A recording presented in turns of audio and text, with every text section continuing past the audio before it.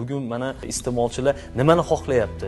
Mahsulotni ishlab chiqarib, rastaga qo'ygan tadbirkor bugun tadbirkor emas, balki mahsulotni ishlab chiqarib, rastaga qo'ygandan keyin rastaga qo'yilib, undan xarid qilayotgan insonlarni fikrini o'rganish, ularni xohishini o'rganish va dunyo tendensiyasi shu asosda raqobatchilarni ham past balandini ham o'rganib olsa bo'ladi. Bu marketing tadqiqotlarisiz bozorga kirib yashash juda qiyin.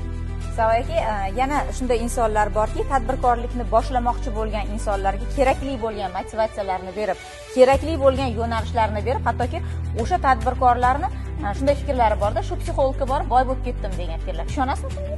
Endi bir tomondan agar haqiqiy o'qigan psixolog va haqiqiy boshiga bir qiyinchilik tushgan inson shu haligi bitta nuqtada uchrashadigan bo'lsa, bundan naf bor, foyda bor. Lekin kechirasiz, ko'chada juda ko'payib ketdi. Men o'zini psixologman deb aytayotgan, motivator deb aytayotgan va bunga mana Qonunchilik palatasi, senatorlarimiz, deputatlarimiz ham qonunni ham belgilab berishdi va bundan buyog'iga bunaqangi ishlar bilan agar shug'ullanadigan bo'lsa, albatta endi o'zlarini javobgarligini his qilishadi. Agar bilimi yo'q bo'lsa demoqchisiz. Bilimi yo'q bo'lsa va shu sohada o'qigan diplom bo'lmasa, u kerak emas bizga.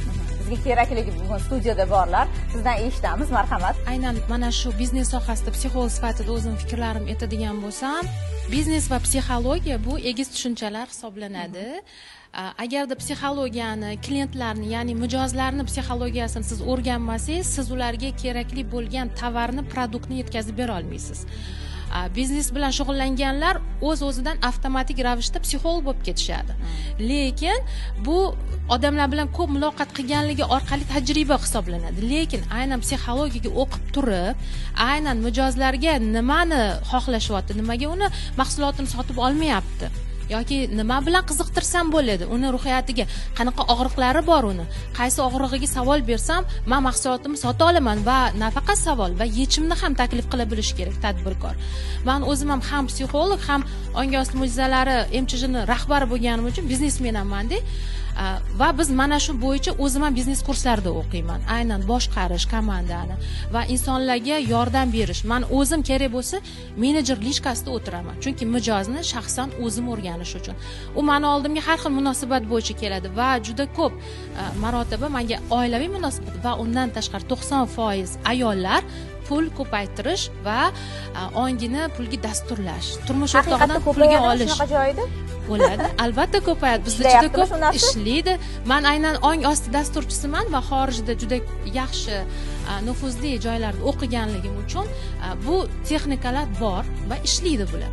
Va aynan o'zim ham bunga misol, men o'zim o'qituvchi bo'lganman va aynan shu sohaga kirib kelganimdan keyin ong ostim bilan ishlaganman va dasturlarimni, ya'ni pulga bo'lgan qo'rquvlarimni yechib chiqqanman va menda yaxshigina rezultatlar bo'lgan, natijalar bo'lgan. Shu joyda bitta o'rinli savol bersam maylimi? Albatta, marhamat. Mana bizga aytib o'tishdi biznes psixologiya deb, lekin o'zida sinamagan tabib emasda. O'zingiz hayotda qiyinchiligiga tushganmisiz? Tushgan bo'lsangiz bundan qanaqa chiqqansiz va buni bizga teleekran qarshisida o'tirgan millionlab insonlarga ham ikki og'iz gapirib bering. To'ppa-to'g'ri aytdingiz. Men aynan o'zimda rivojlantirib, o'zimnikini yechganim uchun namuna tariqasida hamma mendan yordam so'rash boshlagan. Aslida men muammo orqali borganman, ya'ni oilaviy munosabat va hammani xohlaydi Toshkentning qoq markazidan uyi bo'lishini, inomarka mashinasi bo'lishini. Oddiygina o'qituvchi uchun bu orzu. Va aynan men bu sohaga og'riq bilan kelganimdan keyin men bu sohani kengroq o'rganishga qaror qildim va o'qidim. Va aynan Toshkentning qoq markazidan, Nestvondan uy oldim. Aynan o'zimda bu ishladi bu texnikalar. Chunki NLPda, xalqaro miqyosda NLPda o'qiganman va ongi osti dasturlar bo'yicha ishlayman. Hozirgi kunda BYD mashinam bor.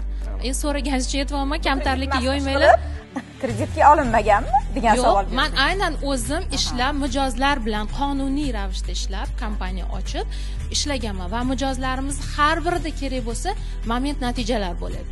Masalan, kechagi natijadan aytsam, bir biznesmen tadbirkor murojaat qildi. $50,000 pulim ko'chada, ya'ni kurs o'qitganman, ular rozi bo'lib to'lov qilishgan, boshlang'ich to'lov qilishgan, hali qolgan to'lashmadi. Men lekin 10 ta darsimni o'tib bo'ldim. Shu bo'yicha yordam bering, tiqilib qoldim dedi. Men ishladim, ishonasizlarmi?